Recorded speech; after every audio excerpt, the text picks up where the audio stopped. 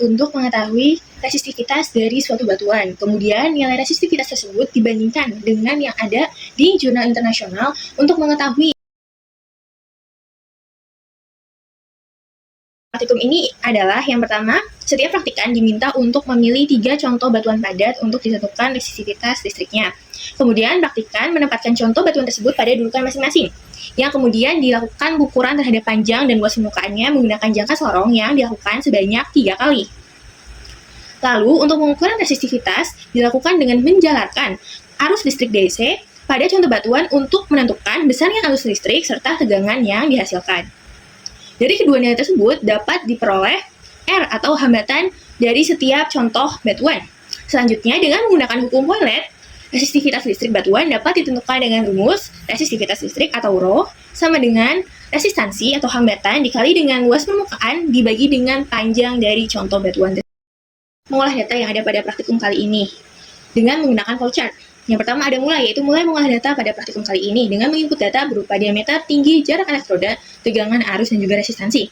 Yang kemudian dihitung rata-rata dengan fungsi average, dihitung raw data dengan fungsi STDF, dan hitung resistansinya dengan rumus R sama dengan V per I atau resistansi sama dengan tegangan dibagi dengan arusnya. Yang kemudian dihitung luas permukaannya dengan rumus A sama dengan 2Pi dikali diameter ditambah resistansi ditambah tingginya yang dikali 2. Kemudian hitung resistivitasnya dengan rumus Rho sama dengan R besar dikali A per R kecil atau resistivitas sama dengan resistansi dikali dengan luas permukaannya dibagi dengan jarak elektrodanya.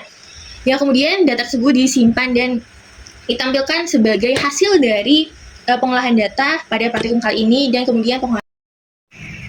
Di sini saya akan melakukan interpretasi dari hasil pengolahan data sebelumnya.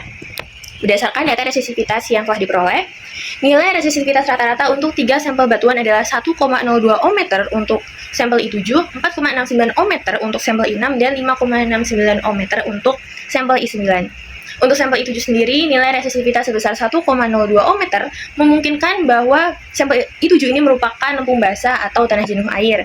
Resistivitas yang rendah biasanya ditemukan pada batuan dengan kandungan fluida yang tinggi, terutama jika fluida tersebut memiliki salinitas yang tinggi pula. Menurut Klein and Philpotts, pada tahun 2013, resistivitas lempung basah umumnya berada pada rentang 1-100 ohm, tergantung pada tingkat saturasi dan salinitas fluida di dalamnya. Oleh karena itu, nilai resistivitas I7 sangat konsisten dengan batuan lempung jenuh air. Sedangkan untuk sampel I6 sendiri dengan nilai resistivitas sebesar 4,69 ohm mengindikasikan bahwa batuan ini kemungkinan berupa batu pasir jenuh air.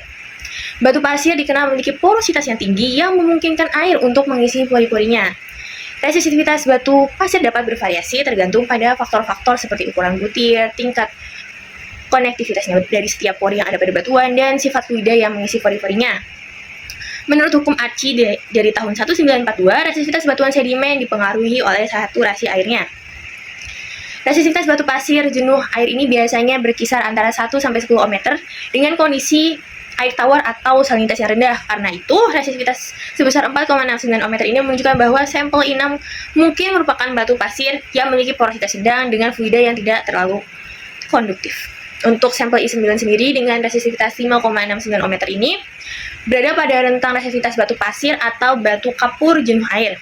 Batu kapur yang sering memiliki porositas sekunder akibat peralutan mineral dapat menyebabkan fluida seperti air atau hidrokarbon. Nilai resistivitas ini menunjukkan bahwa fluida dalam pori-pori memungkinkan air tawar atau fluida dengan tingkat salinitas yang sedang. Berdasarkan Glover tahun 2010, batu kapur yang memiliki porositas sedang dan saturasi fluida menunjukkan resistivitas antara 5-50 ohm. Oleh karena itu, nilai resistivitas I9 menunjukkan karakteristik batu sedimen seperti batu pasir yang lebih padat atau batu kapur.